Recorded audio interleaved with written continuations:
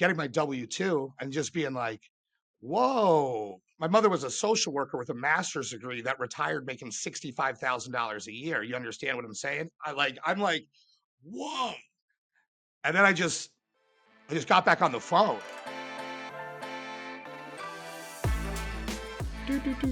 I'll do the air horns for Chris. Al has an air horn.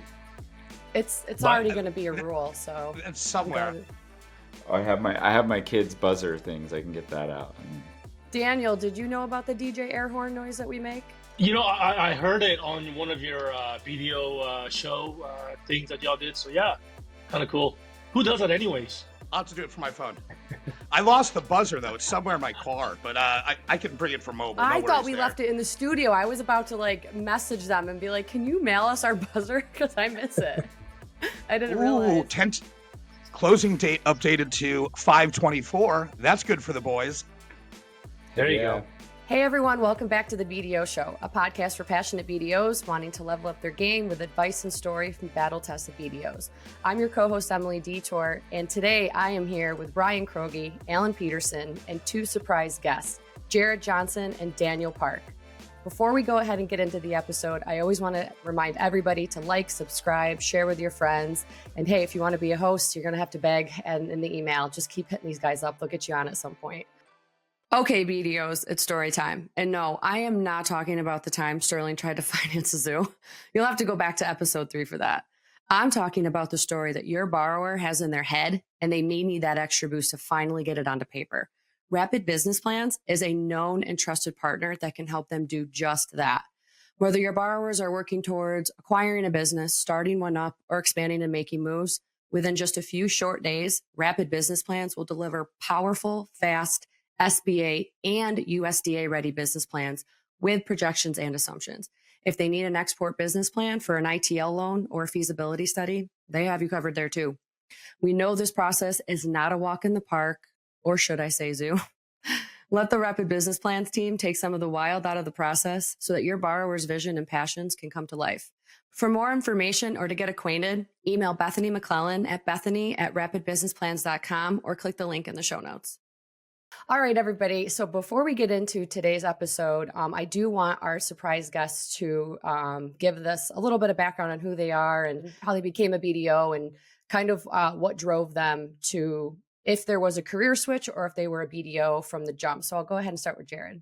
Hey, thanks for having me on. Yeah, I'm Jared Johnson. I work at the internet.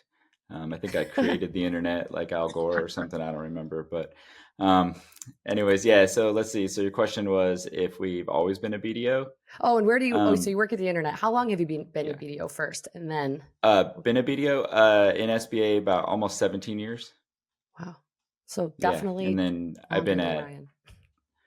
No, Ryan. I think Ryan did it when I was in diapers or something. I can't. Yeah, I'm at 25 years right now. Yeah, that red hair just never turns gray, apparently. Never. Lucky. You I can say that because my sister's a ginger, so I can use the hard R too. That's right. You're ginger adjacent. That's it right. Works. Because there's never smoke before the fire. It always comes after. That's right. I don't know. That many daughters. I can't believe it. Were you always a BDO or did you get into BDO from something else? Yeah, no, I was always a BDO. I started actually on the CDC side, and I did that for, I think, 3 years. So it was a little different role. At that point, you're kind of trying to get bankers like us to send deals to the CDC. So not a lot of emphasis on credit and stuff like that. But then I switched when real estate kind of died in 2008, 2009. I switched to just being a traditional 7A BDO. Nice. How about you, Daniel? My name is Daniel Park. I've been doing SBA for about 15 years now. I'm at US Metro Bank. I've been here about 8 years now, I would say. Got into banking maybe right out of college. So that's been about 25 years. The last 15 years has been doing more SBA. Yeah. That's amazing. And you guys all know each other. Everyone here has met. Yeah, I met Jared out in Vegas, right? I think that was last year, the year before that, I think it was, right? Yeah. And I met the rest of the guys. Yeah, to be clear, it was for work, though. We I feel like we've all met at Vegas at some point. I feel like yeah, all roads lead to Vegas at one point. Going to Vegas is synonymous with getting to hang out with Daniel Park, at least in my experience. That's the last NACLB, we were all hanging out for a while. I remember, Jared, and then we. Yeah. Out of Caesars, I think it was, right? Yeah. And now it's going to be in Orlando this year with a rebrand. It's going to be so different. Orlando? Yeah, we'll see how it goes. Yeah, it's in Orlando. Disney Springs, downtown. You're on the West Coast, aren't you, Daniel? Yeah. It'll be a long flight. 6-hour flight out to Orlando? Is that what it is? 7 hours? 6-7 hours? Yeah. Yeah, that's something like that. It'll be exciting. I'm excited for them with the rebrand. They need it. When is it exactly again? So that's perfect. October? It's in October, first week. First week of October. If they're not paying us, though, we're not talking about it. So I know. Pay us. What is it? CLBA? Exactly. Ryan used to say NCL. What did you like mixed up? I used to say YMCA. Yeah. But anyways, it's where Jared likes to have fun. Before we get into the episode on production, we have one rule, and it is at some point before the episode ends, you have to get in a DJ air horn effect to something somebody says at least once, twice is for brownie points. You cannot leave. We will trap you on Riverside if you don't leave, or if you don't do an DJ air horn effect before you leave tonight. And Daniel, Riverside? We're holding you to it. So why don't we go ahead and get into the episode? I'll actually invite you, Daniel, to start the episode if you'd like. We are going to talk about production specifically. So if there's anything you want to lead with, or if you want me to ask you a question from the jump, if you just want to talk about production and the importance it is to a BDO, what drives production, and anything else that kind of spirals from that.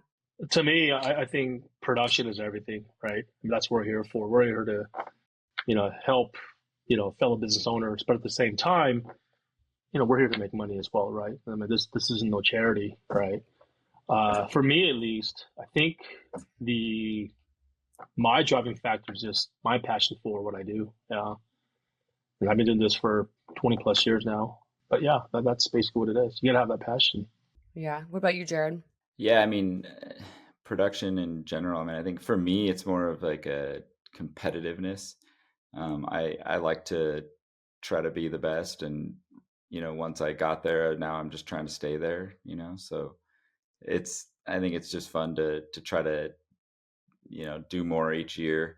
But as Daniel said, at the end of the day, I really do enjoy working with clients and watching, primarily doing business acquisitions, and watching the business change hands is fun and fulfilling at the same time. And of course, then we make a good amount of money out of it too. Well, the production is, I mean, that's what keeps you coming back for more, right? It's like you have a couple good years. You start in as a new BDO, you're slow. You're maybe doing 10 to 15 million a year until you get your network settled, until you get your feet underneath you. You understand the bank, you understand credit, you understand the SBA, more importantly. And then you start having some really good years. Your network starts paying off. Your COIs start really delivering, and you start delivering back. And then it's like, where do I go from here? You hit 40, 50, 60, 70 million. And then you're like, where's the ceiling on this? How much capacity do I have to keep going more and more and more? And I know, Jared, you and I have known each other for about 8 years now. We've worked at a couple different banks together, and capacity has always been an issue on the good side and on the bad side. So how have you been able to manage that capacity now that you've hit that $100 million mark?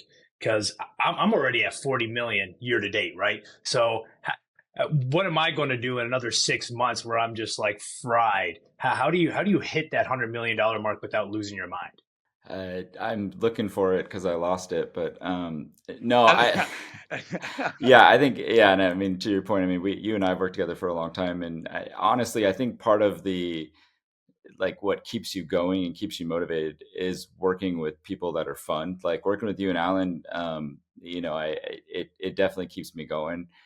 There's plenty of days when, we're burned out, we're tired, we're sick of what we do, but then you've got, somebody to have fun with and talk to and stuff. And that's always some good rapport. But, no, I mean, I think honestly, it's almost like you get used to the enormous amount of stress and the, working all weekend, working, 70 hours a week and stuff. You just kind of get used to it. And I've had several people tell me, you're one of those people that unless you are stressed out or unless there's like you've got 5 different things going on at the same time, like you're just not comfortable, and it's not like a normal day for you. So, I don't know about you guys. I struggle with vacations and taking time off. Like my wife's usually getting frustrated with me because it'll take me 2 days to like kind of be like, okay, I'm on vacation. I'm going to stop working and I'm going to chill out, and I'm not going to be in a bad mood that I'm relaxing, which just sounds weird, but I don't know. We just get used to it, I guess. It's tough because as a high producing BDO, you traditionally aren't ever really on vacation, right? Correct. We've been fortunate enough that we have a couple assistants that really are able to shield us from, too much work stuff while we're trying to enjoy time with our families and trying to enjoy time on our own when we are on vacation. But some of those critical calls and texts do have to bleed through, and we have to step away and say, you know what, sweetheart, give me 1 second while I go take this call. Oh, I'm sorry, you complained. Can you cry in your Louis bag? I think we'll be okay. 100%. Yeah. I'm telling her you said that. I'm just gonna. Yeah, no, I get. And then she'll show you what she got for Mother's Day. Yeah. Yeah, Ryan did send me a picture of that. He's like, "Hey, what do you got?" We give each other advice on things to buy our spouses, I guess, as well. So, man, honestly, I get some good advice from you guys on that. Yeah. Some advice I got to start following better. Yeah, please do. We need you around, Al. Everyone just goes broke, keeping the wives happy. I love it. I love that for them. Well, that's what I like to do. I think production for me is important. Like, I just like having payments. You know what I mean? I just like blowing money, having no respect for it whatsoever. So I'm constantly against a rock in a hard place. And my only chance is this, right? I got to turn this into money. And that adventure, dude, that's a lot of fun. Well, Alan, finish this line for me. The bigger the bill, I forget.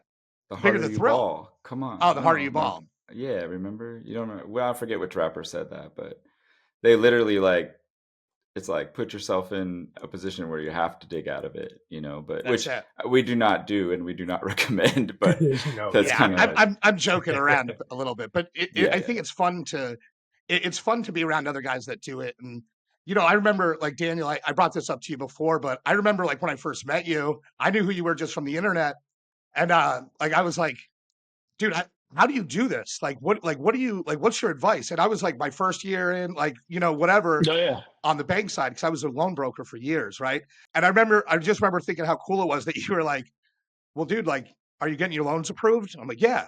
And he's like, well, good. That's a great start, right? That's a pretty good piece of the puzzle. And having that attitude for me is exciting because, like, guys like Jared, Ryan, like, there's other folks too, and like Daniel, like, it's exciting for me as a newer guy coming up to always have that open door policy, right? Because if you can't give it away to somebody else, then you don't really got it.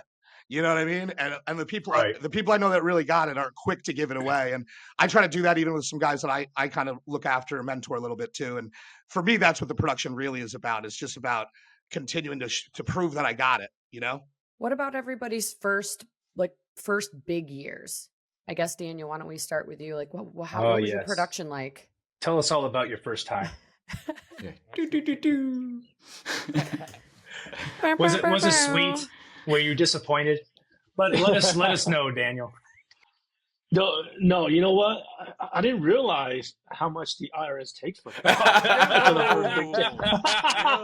Dude, ain't that the truth? We're talking like a 55% haircut. I'm like, damn. Especially in California.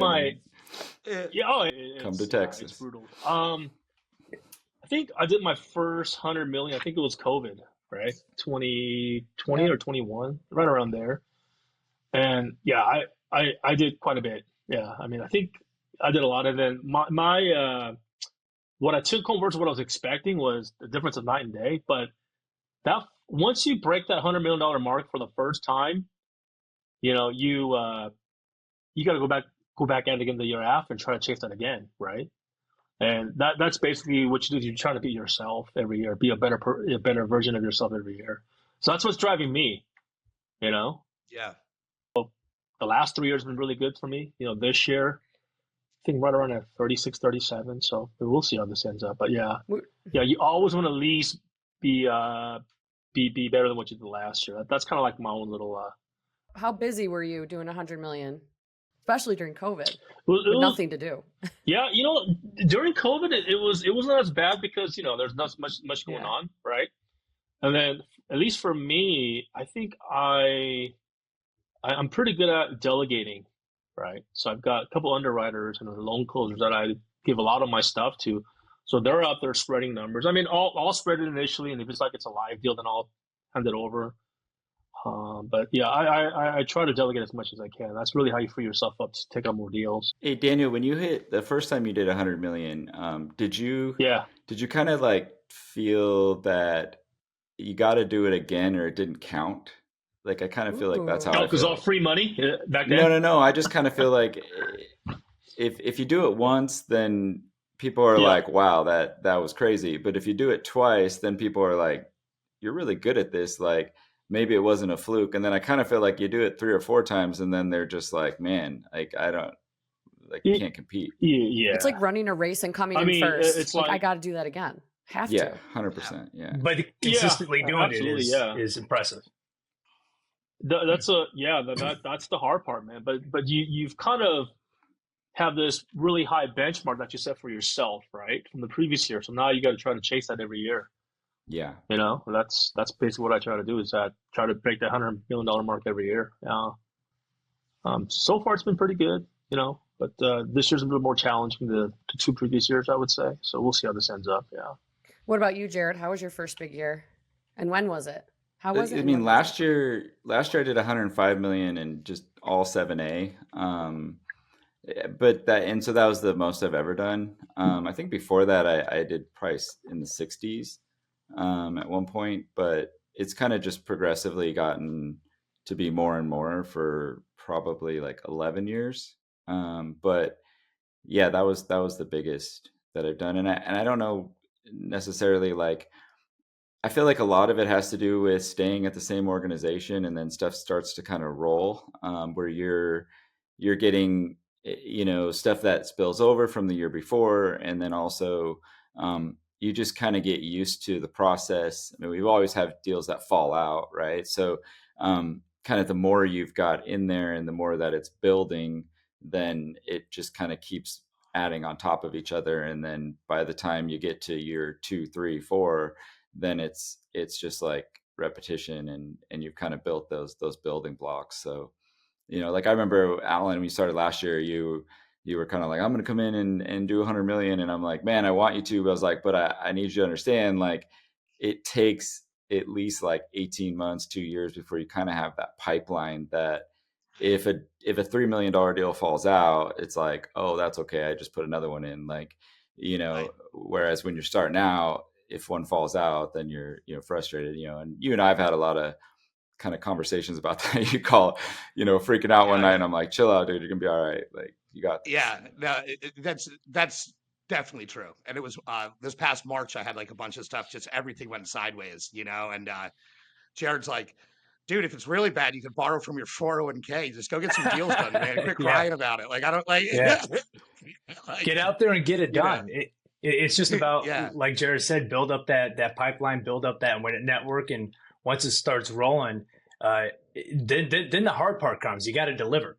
You can talk all you want. You can meet all the high influential business brokerage firms that you can walk in there and give a great presentation. But if you don't deliver, you're not going to get repeat business. So I can tell you, knowing Jared for so long, and Daniel, you've got to be the position you're at to not only have a great network, but can consistently deliver what you've promised, consistently set expectations, and then more importantly, continuously get those follow-up referrals. Yeah, and have a good variety of referral sources as well, I think plays into it. I mean, you can't, like, we all know that, that BDO that's got like one referral source, and right. It's just feeding them deals, and it's like, a year before you did 3 million, and all of a sudden you do 12, and it's all with one referral source. You got to be a little nervous. You can't operate that way. Right. It's like building your own portfolio, right? You don't put all your eggs in one basket. You've got to be able to diversify. Because I know I've got a lot of really great local referral sources. And a couple of years ago, watching you, Jared, on how you were able to move from California to Arizona and then Dallas and well diversify the amount of referral sources that come into you. I'm sitting here looking, I do 50, maybe 60 million a year, and it's all in Metro Detroit. It's all right in this little hub. And I remember in 2008, Detroit got hit the hardest in the recession, and it was just like a complete wipe. It took a while to come back from that. And so that's worked for me pretty well so far. And I'm pretty sure you guys have an amazing customer base and referral base as well. Yep. And we stay out of Metro Detroit. So Yeah. Oh, you can't come into Metro Detroit without me knowing. You got to ask permission first. gotta check in. Got to check in, Yeah, man. check in. I don't care if you're nickel and diamond in the park. Kroge gets a cut. That's right. I always get my stacks. Don't always get, get my don't get cut. your chain snatched. Daniel and I That's grew up in awesome. Southern California. We know about that more than you. Oh, I don't know, man. It's different up here in the D. It's a different mentality. It's a different group of people, man. It's love it. I love it to death. Is the 8 Mile really that bad where you're at? So no, 8 miles. 8 miles not bad. So 8 miles not bad. What 8 Mile is? So there's a lot of different history here in Michigan, especially Metro Detroit. I'm originally from Los Angeles. I'm originally from Huntington Beach. I moved here when I was 10. And it was kind of a culture shock on how the populace here in Metro Detroit kind of self-segregated itself. There were riots back in the late 60s that really segregated Detroit from the suburbs. And 8 Mile is that dividing line between Detroit and the inner ring suburbs. It was the dividing line for a long time, the 80s and the 90s, between black and white. And when we first moved here, we're like, oh, we're city dwellers. We just moved to the city. It was, it was a completely different culture. And you would think that in the north, it would be different, but it was set back decades, just self-segregation. So it was really odd. And so now 8 Mile being that divided line, not just between city and suburb, but it's a dividing line between black and white. It's a dividing line between urban and suburban. And it's got probably some of the biggest and most amount of strip clubs all outside of Detroit. And now dispensaries. So you have strip club, dispensary, strip club, dispensary, gun shop, so on and so forth, all up and down 8 Mile Road. Kind of a brief microcosm of the history here. So it's just when you're driving down that road, do you just think like ineligible, like yeah. Ineligible, and you look for a lot of jaywalkers. There's a lot of people that just like to run across the road too. It's wild. I remember my first year, like at Bay First, I did like 30, right, in those 12 months. And, it was my first time. Which is impressive, by the way. Yeah, thanks, man. But I worked really hard. Like I worked around the clock. I had keys to the, I talked about it in a different episode, but I had keys to a branch. So I would just chill at the branch until like midnight and get all the work done when people would leave. And I got really familiar with the cleaning lady. And, it's weird. And you put those hours in. But I just remember when it was all said and done, getting my W-2 and just being like, whoa, right? Like I didn't imagine that. Like I knew like I was getting it chunks at a time, like good month here, good month there. But when the year rounded out, I looked at this piece of paper, right? My mother was a social worker with a master's degree that retired making $65,000 a year. You understand what I'm saying? I'm like, whoa. And then I just got back on the phone. You know what I mean? Like what else can you do? You got to keep going and try to beat that number. Right. And I think we all have that in common, right? You're only really against yourself. Right. I mean, at the end of the day, I think that's what it takes. Yeah. You got to be part of that 2 comma club. You know what I mean? Yeah. Hey, I'm trying. This year will be my this year will be my first crack at it, man. But Daniel, I'm not going to tell you how much I've approved because as we talk about, pipe don't pay, baby. Pay. That's right. I'm not going to be. Don't pay. You're not You're not going to see me on LinkedIn talking about a term sheet on LinkedIn. Oh, I put out a term sheet. All right, man. That's Oh my cool. Like, gosh. you can't sell a term sheet on the secondary market. It doesn't matter. That's You know what right. I So mean? So- the way I look at it is Al's if got the you're best one-liners, man. He's awesome. if it takes more than 4 minutes to announce your closings for the month, just give up and just Yeah. know you're good, Right. Yeah. I got tired of having my kids come on there and telling them what I closed because they literally were falling asleep. I had so many deals to tell them about. I missed that content was good though. That was a good bit you had with the kids, and they'd ask you like what kind of business this is and stuff like that. Like that was good. I might have to bring I it back liked it. someday, It's we'll hard to see. keep up with as well, especially on Yeah. social media platforms like LinkedIn. I was Yeah. every month I would try to go on there and say, oh, we closed X, Y, and Z. And before that, it was every time I closed a deal, it was like, we closed this. But now I got to a point, I think it was right after COVID or during COVID, where I just said, I can't keep up with it anymore. I'm missing this, I'm missing that. So I just said, forget it. I don't even announce when I close deals anymore. I don't announce my monthly closings. I let the scoreboard, especially here in Michigan, when they announce the scoreboard and you see which banks are up there at the top rankings in the state of Michigan, and you see this little bank, the internet based out of Indiana, nipping at the heels of the 800-pound gorilla here in Michigan. And you're just like, man, that's just one guy. That's just one guy. I'm like, yeah, baby, it's me, and I'm coming after you. It's pretty neat.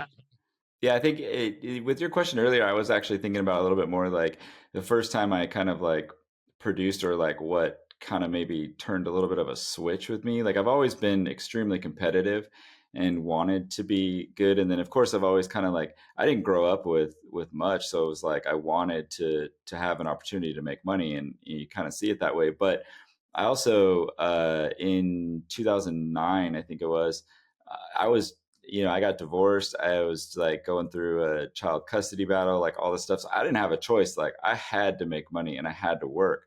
And I remember just like you, Alan, I had keys and I would get in around 9 a.m. and I'd stay till midnight almost every single day.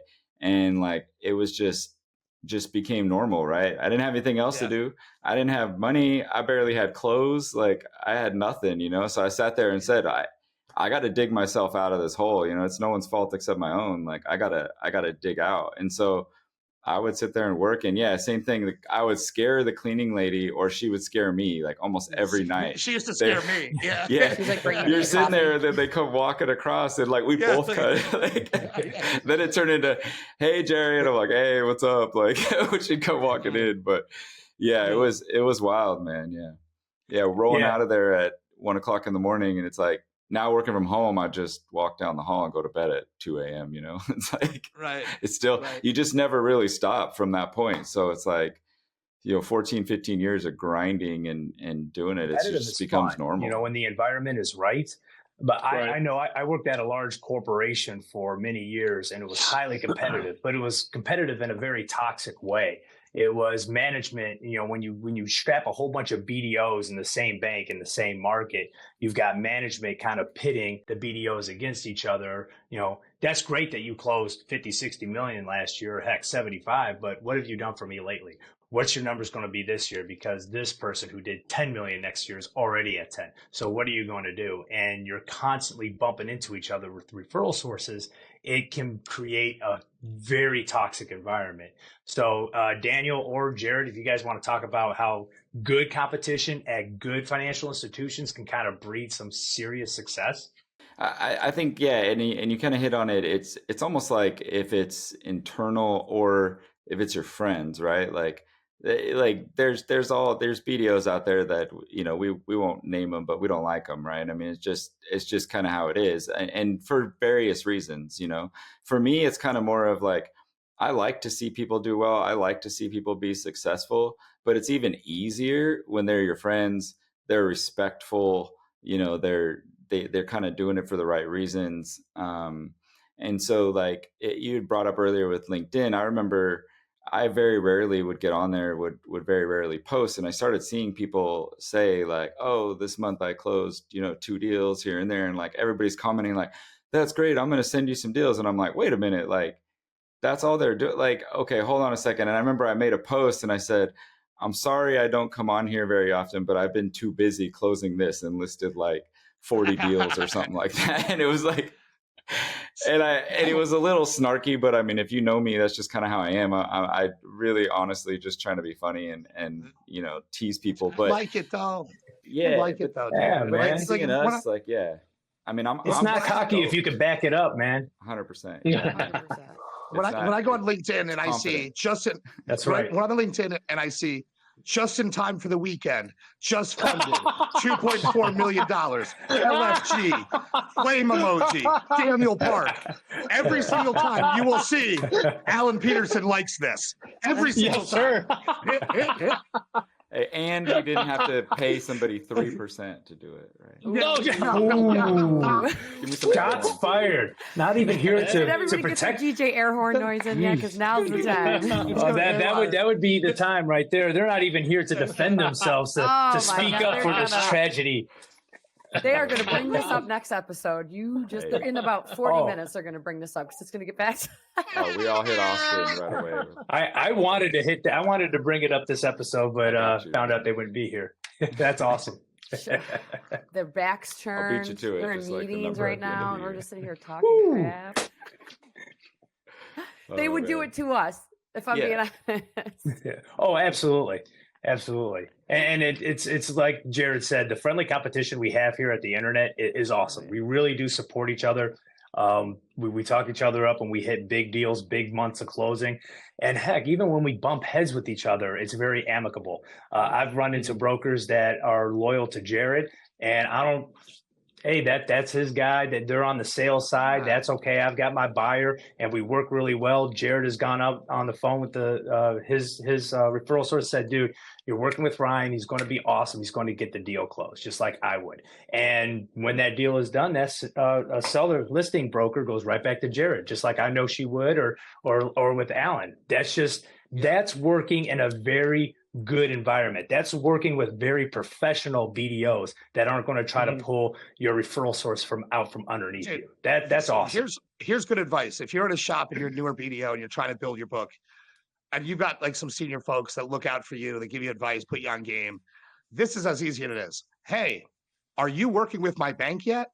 Open it with that, right? Because if it's no, then they're fair game. If they're yes, they're working with one of your friends and keep it moving. Right. You know what I mean?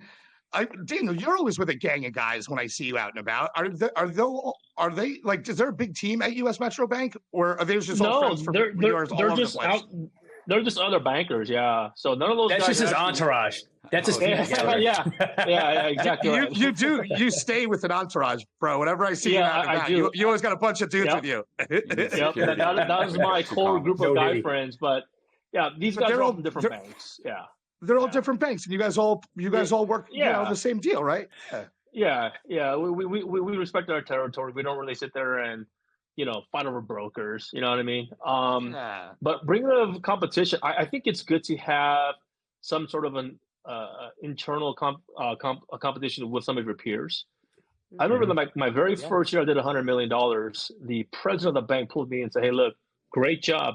However, if it wasn't for this other individual, you would have never gotten there." Right. So we have this guy in Dallas, and he did about $80 million that year. And he said, "Look, the reason why you got to $100 million was because you guys were pushing each other. And that's how you guys got there." Right. I kind of agree with that. Yeah. So you have to have that friendly competition always. Yeah. I think it gives you the confidence that you can do it as well. Cause and Alan said that to me before. He's like, I still can't believe you did that. Like, I know it's achievable, right? Like, cause you're seeing someone else do. I mean, you could take the three of us, Sam, Eve, like you put us at any other bank, we're going to be the top producer at that bank. So it's like, it's crazy that we all work together. And then when you're sitting there seeing like, oh, Ryan's beating me right now. Like I gotta make sure I beat him like by the end of the year or whatever. Like, you know what I mean? Like at the end of the day, we enjoy seeing the other person be successful, but it also, it keeps you on your game. And then it also lets you know that it's actually something that you can achieve and you can do. Well, if you think about it, the four of us here on this show would be in the top 8 as a national lender. So, that says volumes as well. Yeah. Call my agent. That's right. Open our own shop and watch out. You're giving me ideas now.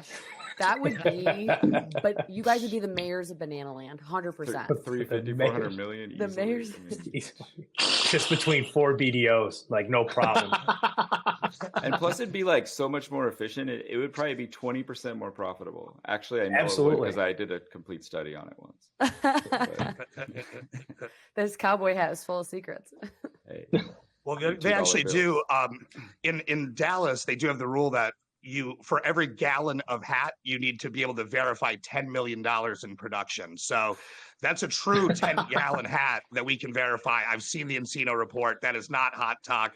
That's not a sneaky 504. That's not a wild little USDA loan pumping those numbers up. That is variable rate 7A paying 1 point. So shout outs. That's it. That's it. It wasn't until Jared was putting up big numbers that he started sporting a cowboy hat, man. I'm a little jealous. I had to go out and get a hat of my own, Detroit style. Let's go. I want to see Ryan in a real cowboy hat. Yeah, I don't know if that would happen. All right. Well, Jared and Daniel, thank you so much for stepping in for Sterling and Chris. You might have to kick them off. Sterling and Chris are the other two guys that we. Yeah, every week, I forgot their name. It should be. They're very good friends of ours too. There should be 3 of them since they like the number 3 so much. But we are gonna get killed next week. They're gonna talk. They're gonna talk next week. It's going to be funny. But thank you for joining us today, you guys, so much.